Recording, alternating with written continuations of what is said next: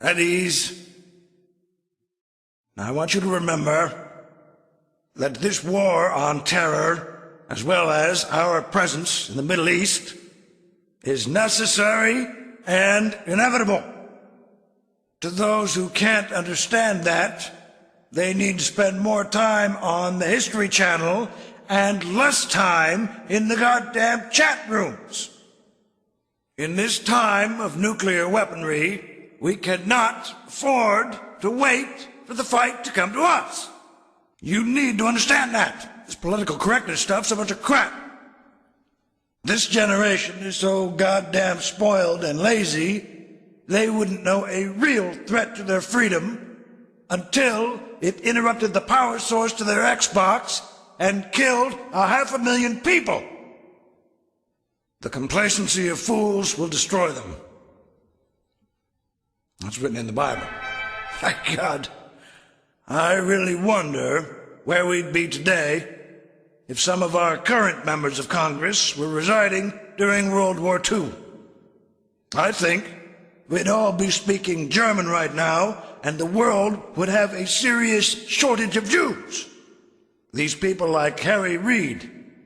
That son of a bitch is like a man in combat who won't provide you the cover fire you asked for, so you end up getting your goddamn head blown off. People like him don't know anything more about the process of defending modern freedom than they do about fornicating. All this stuff you've heard about America not wanting to fight, wanting to pull out of Iraq, is a lot of horse dung. Americans, traditionally, will protect their freedom. All real Americans love a good fight. When you were kids, you all admired the champion football player, the fastest gamer. Americans love a winner and will not tolerate a loser. Americans play to win all the time. I don't give a hoot in hell if you're a Christian, Muslim, Jew, or a Buddhist. If you intend to take up arms to harm America or Americans, you will lose. Now we have the best equipment, facilities, the most technologically advanced weaponry in the world, and you can be thankful of that. Without it, there'd be a hell of a lot more dead. Now I say to the Iraqi citizens that if you know of people planning insurgency, stop them.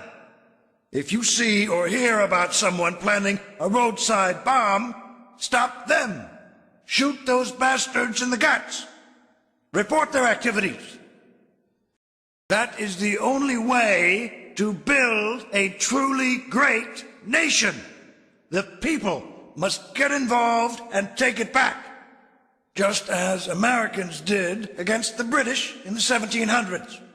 Being free is part of every religion, but a lack of freedom and misguided education can create enormous setbacks. In 1939, when the British ally Poland was attacked and occupied by Germany, do you know that that small island of Britain had the balls and fortitude to declare war on those Nazi bastards? Well, we did nothing. We didn't want to get involved, we said. How dare we not learn from such things? This is not a goddamn video game. This is a modern fight for freedom and security of this nation and the world. Now, the current leader in Iran has made it very clear that he wants to destroy America and threatens a second Holocaust against the Jews. And this leader is attaining nuclear technology right under our noses. The difference between him and Hitler is that Hitler built up his war machine in secrecy. How stupid and ignorant should we be? If Hitler would have had nuclear weapons, he'd have used them. If Japan would have had them, they'd have used them. You had all better wake up. If it were up to me, we'd already be in Iran, and their leader would be one dead son of a bitch. After World War II, there was a plaque laid in Germany which reads, "Never again, fascism." How dare you forget and allow it again? You all know the old saying, history repeats itself.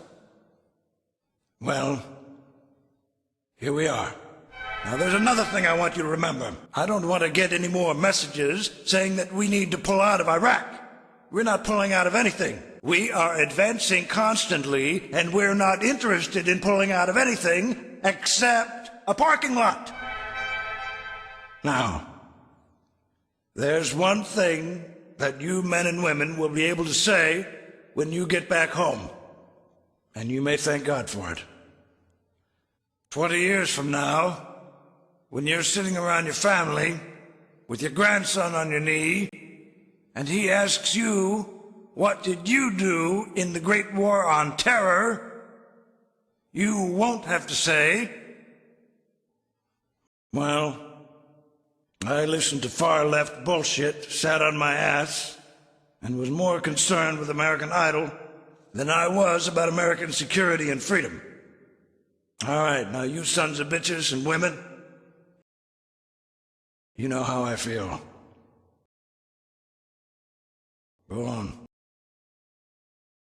I will be proud